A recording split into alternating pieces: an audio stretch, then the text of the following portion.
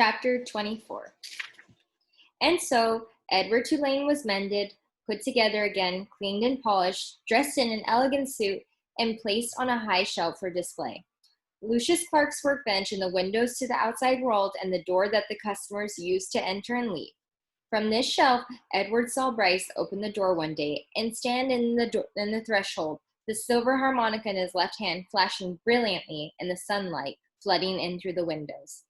"Young sir," said Lucius, "I am afraid that we made a deal." "Can't I see him?" asked Bryce. He wiped his hand across his nose, and the gesture filled Edward with a terrible feeling of love and loss. "I just want to look at him." Lucius Clark sighed. "You may look," he said. "You may look, and then you must go and not come back. I cannot have you in my shop every day mooning over what you have lost." "Yes, sir," said Bryce. Lucius sighed again. He got up from his workbench and went to Edward's shelf and picked him up and held him so that Bryce could see him. "Hey, Jangles," said Bryce. "You look good. The last time I seen you, you looked terrible. Your head was busted in and—" "He is put together again," said Lucius, "as I promised you he would be." Bryce nodded. He wiped his hand across his nose. "Can I hold him?" he asked.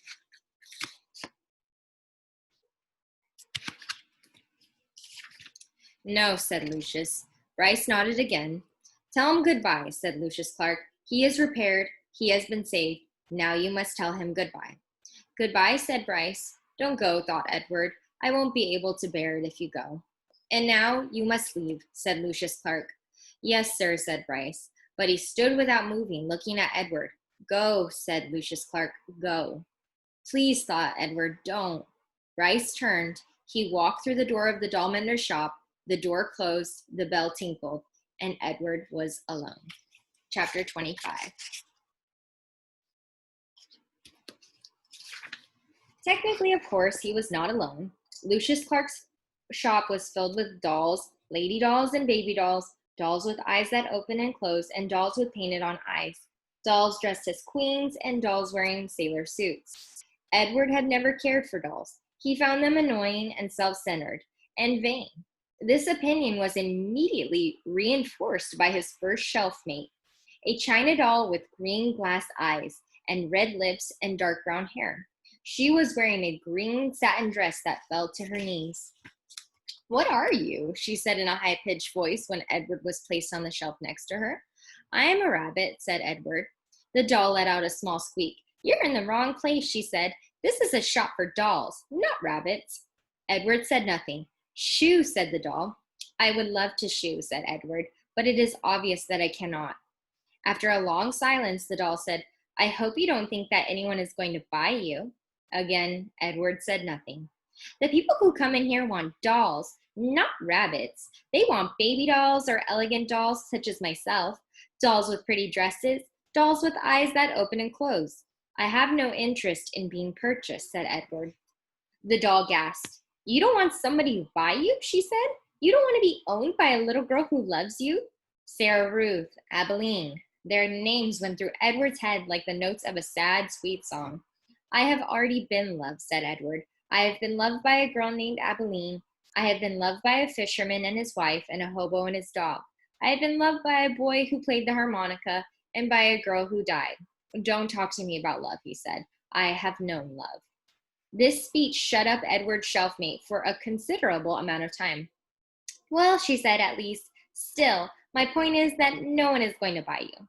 They did not speak to each other again. The doll was sold 2 weeks later to a grandmother who was purchasing her for a grandchild. "Yes," she said to Lucius Clark, "that one right there, the one with the green dress. She is quite lovely." "Yes," said Lucius, "she is, isn't she?" And he plucked the doll from the shelf. Goodbye and good riddance, thought Edward.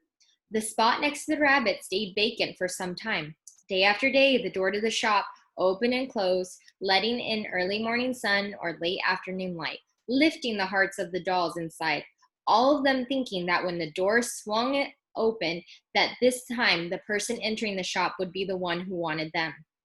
Edward was the lone contrarian. He prided himself on not hoping, on not allowing his heart to lift inside of him. He prided himself on keeping his heart silent, immobile, closed tight. "I am done with hopes," thought Edward Tulane. And then one day at dusk, right before he closed the shop, Lucius Clark placed another doll on the shelf next to Edward. Chapter 26. There you are. Meet the rabbit doll, said Lucius. The doll mender walked away, turning out the lights one by one. In the gloom of the shop, Edward could see that the doll's head, like his, had been broken and repaired. Her face was in fact a web of cracks. She was wearing a baby bonnet. How do you do? She said in a high, thin voice. I am pleased to make your acquaintance. Hello, said Edward. Have you been here long? She asked. Months and months, said Edward, but I don't care. One place is the same as another to me. Oh, not for me, said the doll. I have lived 100 years, and in that time I have been in places that were heavenly and others that were horrid. And you become quite a different doll in each place, too. Quite different. 100 years, said Edward. I am old. The doll mender confirmed this. He said as he was mending me that I am at least 100. At least 100 years old. Edward thought about everything that had happened to him in his short life. What kind of adventures would you have if you were in the world for a century? The old doll said, I wonder who will come for me this time. Someone will come. Someone always comes. Who will it be? I don't care if anyone comes for me, said Edward. But that's dreadful, said the old doll. There's no point in going on if you feel that way. No point at all. You must be filled with expectancy. You must be awash in hope. You must wonder who will love you. Whom will love you next? I'm done with being loved, Edward told her. I'm done with loving. It's too painful. Pish, said the old doll. Where is your courage? Somewhere else, I guess, said Edward. You disappoint me, she said. You disappoint me greatly. If you have no intention of loving or being loved, then the whole journey is pointless. You might as well leap from this shelf right now and let yourself shatter into a million pieces. Get it over with. Get it all over with now. I would leap if I was able, said Edward. Shall I push you? Said the old doll. No, thank you, Edward said to her. Not that you could, he muttered to himself. What's that? Nothing, said Edward. The dark in the doll shop was now complete. The old doll and Edward sat on their shelf and stared straight ahead. You disappoint me, said the old doll. Her words made Edward think of Pellegrina, of warthogs and princesses, of listening and love, of spells and curses. What if there was somebody waiting to love him? What if there was somebody whom he would love again? Was it possible? Edward felt his heart stir. No, he told his heart, not possible, not possible. In the morning, Lucius Clark came and unlocked the shops. Good morning, my darlings, he called out to them. Good morning, my lovelies. He pulled up the shades on the windows. He turned on the light over his tools. He switched the sign on the door to open. The first customer was a little girl with her father. Are you looking for something special? Lucius Clark said to them. Yes, said the girl. I am looking for a friend. Her father put her on his shoulders, and they walked around the shop. The girl studied each doll carefully. She looked Edward right in the eyes. She nodded at him. Have you decided, Natalie? Her father asked. Yes, she said. I want the one in the baby bonnet. Oh, said Lucius Clark. You know that she is very old. She is an antique. She needs me, said Natalie firmly. Next to Edward, the old doll let out a sigh. She seemed to sit up straighter. Lucius came and took her off the shelf and handed her to Natalie. And when they left, when the girl's father opened the door for his daughter and the old doll, a bright early morning light came flooding in, and Edward heard quite dearly, as if she were still sit next to him, the old doll voice. Open your heart, she said gently. Someone will come. Someone will come for you. But first you must open your heart. The door closed. The sunlight disappeared. Someone will come? Edward's heart stirred.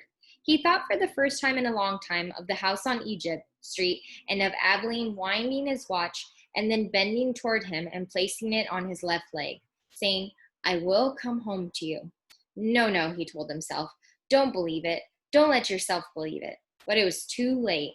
Someone will come for you. The China rabbit's heart had begun again to open.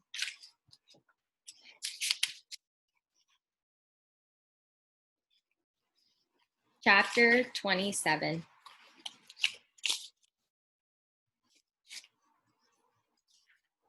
Seasons passed, fall and winter and spring and summer.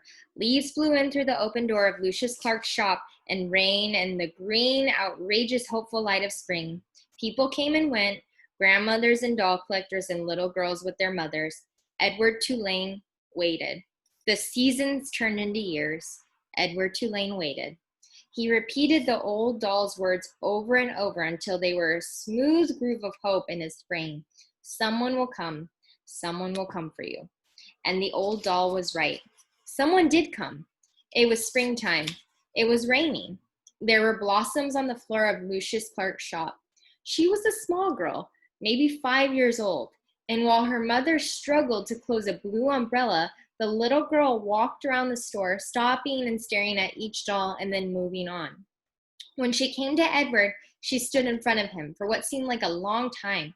She looked at him, and he looked back at her. Someone will come, Edward said. Someone will come for me. The girl smiled, and then she stood on her tiptoes and took Edward off the shelf. She cradled him in her arms. She held him in the same ferocious, tender way Sarah Ruth had held him. Oh, thought Edward, I remember this. Madam, said Lucius Clark, could you please attend to your daughter? She is holding a very fragile, very precious, quite expensive doll. Maggie, said the woman. She looked up from the open umbrella. What have you got? A rabbit, said Maggie. A what? Said the mother. A rabbit, said Maggie again. I want him. Remember, we're not buying anything today. We're looking only, said the woman. Madam, said Lucius Clark, please. The woman came and stood over Maggie. She looked down at Edward. The rabbit felt dizzy. He wondered for a minute if his head cracked open again, if he was dreaming. Look, Mama, said Maggie, look at him. I see him, said the woman. She dropped the umbrella. She put her hand on the locket that hung around her neck, and Edward saw then that it was not a locket at all. It was a watch, a pocket watch. It was his watch. Edward, said Abilene. Yes, said Edward. Edward, she said again, certain this time. Yes, said Edward.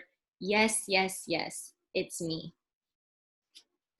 And that is the end of The Miraculous Journey of Edward Tulane.